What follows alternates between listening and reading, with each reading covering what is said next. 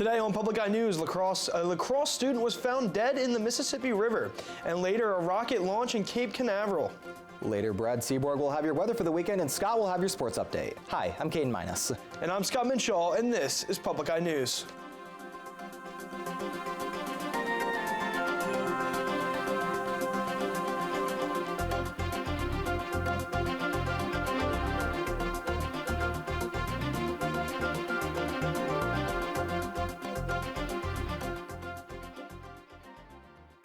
Across Wisconsin discovered the body of a student who has been missing for almost a month.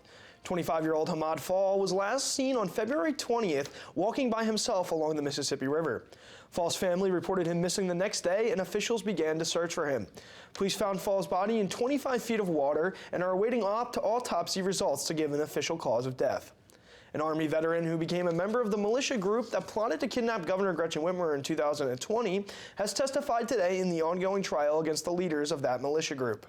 The man has said he joined the group to keep his gun skills sharp, but went to the FBI when other members of the group began to talk about killing police and began to plot to kidnap the governor. The man became an FBI informant for an extended period of time and was able to record hours of conversations which are being used in the case against the conspirators. And a mid-Michigan man was hospitalized with non-life-threatening injuries after being engaged in a gunfight with state troopers. The troopers were serving a warrant on Thursday for a 34-year-old St. John's man in Olive Township north of Lansing around 2 p.m. when the man opened fire. The troopers returned fire and struck the man, and none of the officers were injured, and 4 have been placed on administrative leave. And a Wisconsin man who was convicted of killing and dismembering his parents was sentenced to life without parole on Thursday. 24-year-old Chandler Halderson of Windsor was convicted in January of first-degree intentional homicide, mutilating a corpse, and hiding a corpse in the July deaths of Bart and Krista Halderson. Investigators said Chandler killed his parents after his father discovered he had been lying about attending a technical college. Chandler did not testify in court or call any witnesses. Circuit Judge Highland rejected Chandler's request to not be in court for his sentencing. And as the, we are one step closer to historic lunar launch. Artemis was rolled out at Florida Kennedy Space Center yesterday. It's the first time in 50 years that a rocket capable of sending humans to the moon is on the launch pad. Mark Strassman reports from the foggy launch pad 39B. Trust me on this one, back there in the fog of Florida, there's a huge rocket, the most powerful rocket that NASA has ever built, and a milestone moment. It stands 322 feet tall and will generate 8.8 million pounds of thrust after liftoff. Getting this rocket to this pad was something to see last night. A crawler carried it all the way here, top speed 0.8 miles per hour. The 4-mile trip took 8 hours. The mission, Artemis 1, will be a crewless test flight. This rocket will send the Orion capsule on a multi-week mission around the moon and back. But first, in a couple of weeks, NASA will have a full-scale practice countdown and fully fuel the rocket. The countdown will stop 10 seconds before liftoff. NASA plans to launch Artemis 1 in a couple of months. If this mission goes well, NASA will put astronauts on the next rocket in 2024, followed by a lunar landing no earlier than 2025. But first things first, this practice countdown has to go well with Artemis 1 in order to keep NASA's moon dreams on schedule. Mark Strassman, CBS News at Florida's Kennedy Space Center. President Biden spoke with the Chinese president this morning about the situation in Ukraine. Stay with us, because after this break, we'll be back with more on that, and Bradley Seaborg will have your weather. All who set foot in Sandston fall in love on the spot. Was that your experience, Miss Hayward? You remain stubbornly unwed, I see. I believe independence is something to be encouraged. Oh, don't be absurd. I will not let you destroy my reputation. I am besieged by fortune hunters. I have a plan. For us both to find husbands here in Sanditon. Love is not as simple as you seem to think. Why should it not be? Sunday night at 9 on WNMU-TV. Hi, I'm Brad Seaborg out in front of our beautiful campus weather cam. A little cloudy in the skies today tonight, but we've got a little bit of grass peeking through. In Marquette, the current conditions are cloudy, 33, winds north-northeast at 9 miles an hour. Barometric pressure is 29 degrees and steady. Around the UP, we've got 36 degrees and cloudy in Houghton, 43 and raining in the Sioux, 39 and snowy in Manistee, a little cloudy in Escanaba, 39 degrees. Got some snow down in Menominee at 37 degrees. Iron Mountain, 38 degrees and cloudy, and 34 and cloudy in Ironwood. and 36 and cloudy in Houghton. Tonight, we've got some snow showers, low of 32, and winds at north at 8 miles an hour. Tomorrow, it's cloudy, high of 40, low of 31, winds northwest at 15 miles an hour. Looking ahead, on Sunday, it'll be 42 degrees and snowy with a low of 28. Monday, 36 with a wintry mix, low of 26. And Tuesday, it'll be 37 with some clouds, low of 29. Back to Scott with your international news.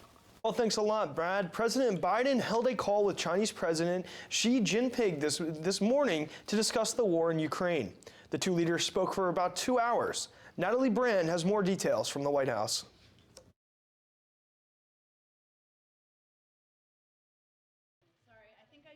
The White House says President Biden is using his call with Chinese President Xi Jinping to warn China not to support Russia's invasion of Ukraine. We have made clear our deep concerns about China's alignment with Russia and the potential implications and consequences of that. China has refused to condemn the war. Beijing says it recognizes Ukraine's sovereignty, but adds that Russia has legitimate security concerns. And Russia has reportedly asked China for military aid, everything from surface-to-air missiles to drones to MREs, food for its forces in Ukraine. China will bear responsibility for any actions it takes to support Russia's aggression, and we will not hesitate to impose costs. Kevin Rudd, Australia's former prime minister and founder of the Asia Society, says China is aware of the impact sanctions could have on their economy. They are not in the mood to suffer secondary sanctions themselves. Congress has moved quickly on President Biden's request to revoke Russia's most favored nation trade status. The House passed the bill last night, 424-8. Congresswoman Victoria Spartz, who was born in Ukraine, spoke out in support. They cannot just go kill a bunch of people, destroy cities, kill women and children, and then go back and have business as usual. Russia continued its bombardment Friday, hitting the western Ukrainian city of Lviv, not far from the Polish border. And Russian TV showed President Vladimir Putin in a packed stadium Friday, rallying support for the invasion of Ukraine. Natalie Brand, CBS News, the White House.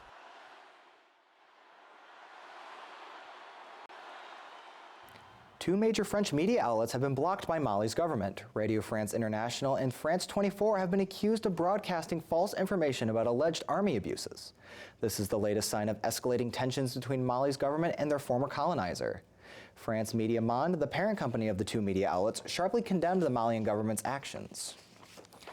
And as the nation's historically black colleges remain on edge after receiving numerous bomb threats in recent weeks, the FBI said they identified 6 juvenile suspects who believe they are responsible for the racially motivated crimes. More than a third of America's 101 historically black colleges and universities have received calls and emails threatening to set off bombs on their campuses since early January. The FBI has been working vigilantly to make arrests in the 59 cases, calling the case their, quote, highest priority. The Biden administration this week announced a series of actions in response to the threats. Lawmakers from both parties have expressed frustration that no arrests have been made. And no explosives have been found in the connection to these threats, and evacuations and lockdowns have occurred after the threats, leaving students uneasy. Well, the Northern Michigan women's hockey team has had a great season so far. More on that and other sports stories from around the world when we get back on Public Eye News. Backstage Pass presents Joe Hurtler and the Rainbow Seekers.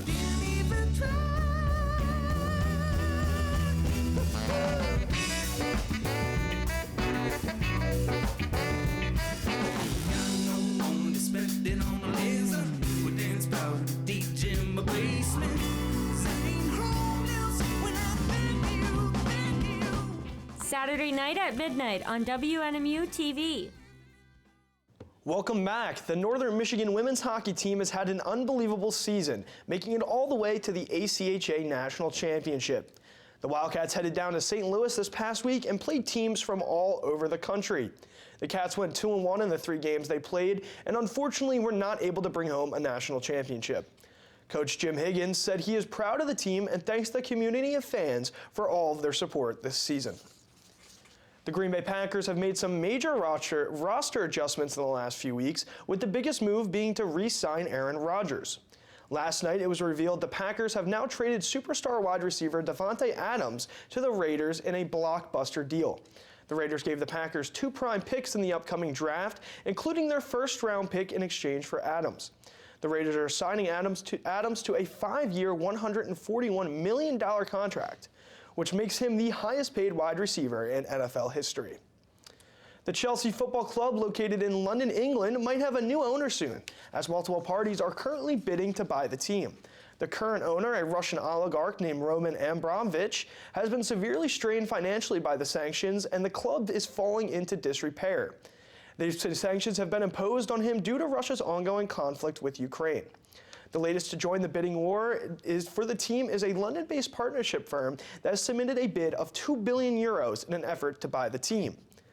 Well, Caden, while all those stories seem to be overseas and in Europe, it sounds like there's some interesting things coming up right here on the Northern Michigan campus. That's right, Scott. Our very own Public Eye News will be holding a public forum with TV6's Tia Trudgeon on April 1st. The forum will be held in the Thomas Fine Arts Building in room 234. Topics will include getting jobs in the news and media industry and potential summer opportunities. The event's time is still to be determined, but it will be held in the evening. Now, that sounds fantastic, Scott. Are you going to go attend the event? Oh, absolutely. That sounds like a great opportunity for other Northern students. And speaking of opportunities for incoming students, it's Wildcat Weekend actually right here on Northern's campus. There's over 800 prospective students who are thinking about attending here next year. Now, Caden, what advice would you give to someone who's thinking about coming to Northern? Well, I would definitely recommend that they check out the Public Eye News studio if you're interested in that sort of thing. And if you're looking for a nice place to eat, definitely go check out the 906 Sports Bar and Grill, or go check out the Barry Event Center to see where we play hockey and play basketball. Yeah, absolutely. You could check out things like Presque Isle Park, which is right here in downtown Marquette, or maybe go take a hike out at Sugarloaf. There's a lot of different things to do here in Marquette. Like, there's always stuff going on down in Washington. Maybe go grab a bite to eat at Delft Bistro, or check out the 906 Sports Bar and Grill. It's always a great place. Oh yeah, I'm definitely a big fan of Donkers as well. Yeah, absolutely. Those are all great opportunities. I mean, if you're a prospective student for Northern, like we were saying earlier, definitely come check out the Penn Studio, but also check out some of the other awesome things Northern's campus has to offer, like the Dome, which is where the football teams plays, the Barry Event Center where hockey plays. There's the PEEF right down there with all the sports facilities. And even we have all this beautiful coastline of Lake Superior. Like check out maybe Clark's Lambros Beach right down by Presque Isle, or go over and check out McCarty's Cove. Oh yeah, especially now with this big thaw coming in. Are you excited to finally be able to get in the lake and do some swimming? Yeah, I mean, I don't know if I'll be swimming anytime soon, but it's definitely nice to see the snow start to melt a little bit and see things start to head out. Yeah. Well, here's our weatherman, Brad Seaborg. Brad, what kind of stuff would you recommend prospective students check out? I would check out any of our awesome clubs we have here at NMU. There really is something for everybody. I mean, Penn, this is a great club. Absolutely. We've got the sailing team, which me and Scott are a part of. But there's a little bit for everyone here at NMU. Yeah, Brad, well, it seems like you might have some interesting weekend coming up. I do. I will be going to Maine for some ski racing. It's the national championships. Looking forward to that. We also have a great ski team here. They went to their own national championships last week and placed third. Oh, absolutely, yeah. Speaking of national championships, the women's hockey team were in nationals. The ski team, I think the men and women's team both did very well. They both did very well out in New York. Oh, for wow. Their national championships. That's awesome to see. Love to see that. Brad, you got any other big plans for the weekend besides skiing? You gonna do some sightseeing up in Maine? Yeah, I'll definitely be getting some sights up in Maine. It's a beautiful part of the country. Up in Sugarloaf Mountain, not like our own Sugarloaf Mountain here. Well, that's all the time we have for you here today on Public Eye News. On behalf of Brad Seaborg and Caden Mines, I'm Scott Minshaw. Thank you for tuning in, and we'll see you Monday for another edition of Public Eye News.